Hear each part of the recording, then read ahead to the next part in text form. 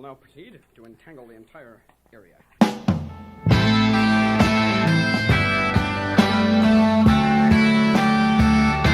Okay, wow, that was quite a good mix, I would say, of sort of influences from the times, I would say. It had certain lines of almost poetry, it felt like, almost written into the music. And some of the lyrics sounded very, like, medieval sounding. I mean, it is called sea shanties, so it's probably, you know, meant to explain older times or the history of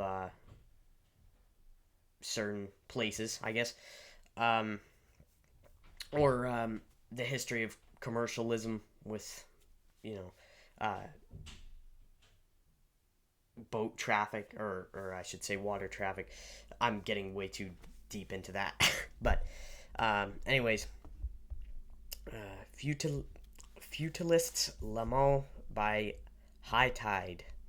So here are the lyrics here. It says, "Up your exploitation to the mill. I can fly and I will. Kill your dreams of darkness now. Turn around, see me crying. Smell of burning flesh in the air. Screaming child, must you stare. Frying slowly to the bone. When you're gone, who'll be crying? Mother Earth sees the bird crapping. I won't say that word. Crapping all over her. Vomiting their lies of truth. In her youth, she was smiling." So, okay, wait a sec, it keeps going at the end. It says, "Are you warm? Are you clean? Satisfied with your scene? Positively where it's at? Growing fat off your brother? Cease my pain, slowing down confusion in my brain, only to be born again as they pretend I grow weary." So the first one says, "Up your exploitation to the mill." So this song sounds almost medieval, like I said, in a way. But those lyrics, like, it sounds almost like some kind of, like, either you're talking about one or two things. Talking about either labor, which wouldn't surprise me if it's medieval times, as I predicted, or two, they're talking about, well, exploiting is like, yeah, to the mill, so agriculture, I guess. I can fly and I will. Kill your dreams of darkness now. Turn around, see me crying. So I feel like this is them looking at these new people and saying, and almost, it's like a false, you know, it's it's just kind of a fake, I guess. They're just telling them that it'll be good when it's not good, you know. I know I'm so good with lyrics, I know, but just they're making these false claims about what it's going to be like. They talk about killing your dreams of darkness now, which in my mind I feel like means darkness would generally to me mean something bad or like worse. Like, they're just giving people these false hopes and false dreams, and they're trying to increase their worth ethic by doing so, but really in reality all they're going to do is end up working these people to death. And that's also could be why it says turn around, see me crying, because this poor person, whoever it is, they've been taken advantage of, or, you know, left penniless as, you know, as a result of working for somebody else. And yeah, it says, "Smell of burning flesh in the air, screaming child, must you stare, frying slowly to the bone, when you're on who'll be crying." That one I don't really know. Sorry about that. And sorry for the chewing, if you hear any of that. That's just a piece of gum. Smell of burning flesh in the air. I honestly feel like that's some just medieval darkness, like straight up lyrics right there. Um, I don't really know what to say about that. It's not gonna be like, oh yeah, I made that connection like instantly in my head.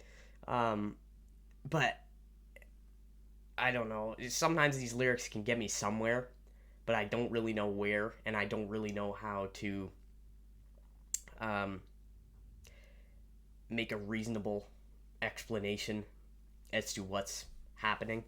Um, this Mother Earth sees the bird crapping all over her, vomiting their lies of truth. In her youth, she was smart.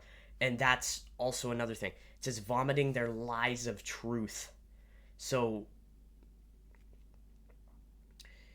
it's lies of truth. That also kind of ties into what I was talking about with the first paragraph. Um, in her youth, she was smiling. So it also says in her youth, she was smiling. So that could also mean that this man doesn't think very highly of the world that he's currently in. And I wouldn't either if I was in medieval times. I mean, people threw stuff out of their windows, basically threw their waste bins, probably out of their windows onto the streets. So I'm sure if Mother Earth could see that happening, she wouldn't be super pleased about what's happening. But it talks about in her youth she was smiling. So at an early age, Earth was very clean and very natural. So yeah, let's keep going. And then the next one, satisfying with your scene positively where it's at, growing fat off your brother. Ease my pain, slowing down confusion in my brain, only to be born again as they pretend I grow weary. Alright. So, it says, are you warm or clean, satisfied? So, sorry, I know I keep reading this over again, but I'm just trying to make the most of it. And, that first paragraph after I'm assuming after the whole instrumental, it just talked about, are these leaders happy with what they've done? Not only with the people, but with the land, with the government, or with the forces that, keep everybody in touch, everybody together. And it says positively where it's at, growing fat off your brother. So that could also mean looking up to these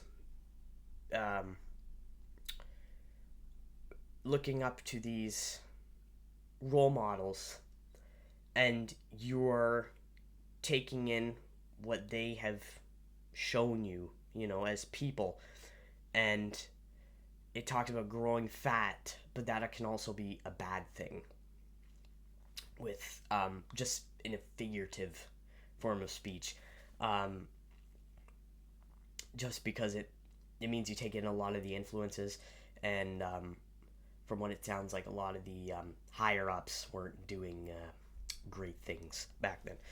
And then seeth my pain, slowing down confusion in my brain, only to be born again as they pretend I grow weary.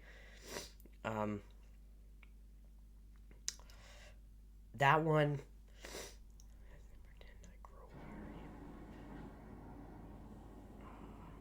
I don't really know what to make of that. I think it sort of ties in also with the first paragraph, like the very first paragraph.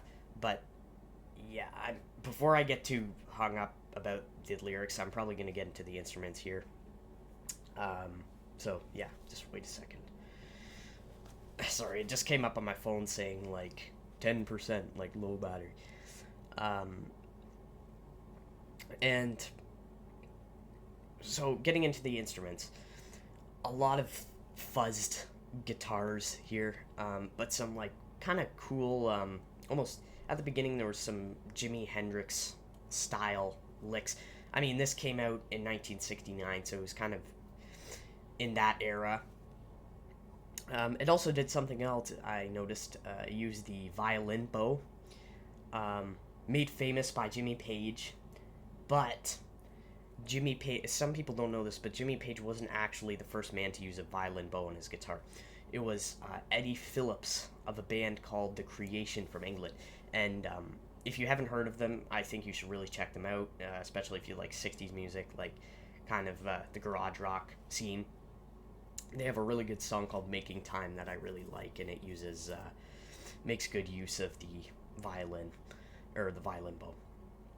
And yeah, the drums fit like really well with the song. I props to the drummer too for keeping up with so many like kind of tempo changes throughout the song. Probably time changes too, but yeah, but just props to the drummer for that. And the bassist, his his licks were hidden, but I think he did what he was. I think he fulfilled the job, honestly. Even if you couldn't hear him as well, that might have been one thing I would have done is bring the bass up a little bit in the mix. But yeah, just like some pretty good instrumentation, and also occasionally you'd hear keyboards or like organ in the background, and it's really what's really nice about keyboard and organ, or any kind of piano, keyboard, whatever, is that it can provide a lot of needed access, sort of bass, or like give the song a boost in a way, just because it any acoustic instrument, I find it really brings the soul out of a song, I would say.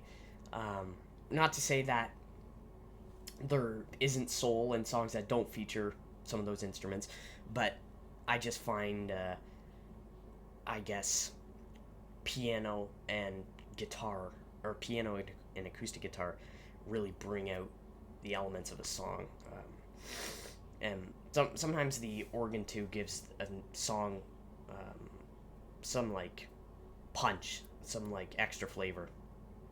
And anyways, another thing I noticed with the guitars was occasionally you'd hear two guitars, one in the left speaker and one in the right speaker, and one of them sounded like it was plucking open strings while hitting or using a wah pedal on the floor, and the other one was still chugging away at the fuzz pedal, or just the fuzz guitar, I guess.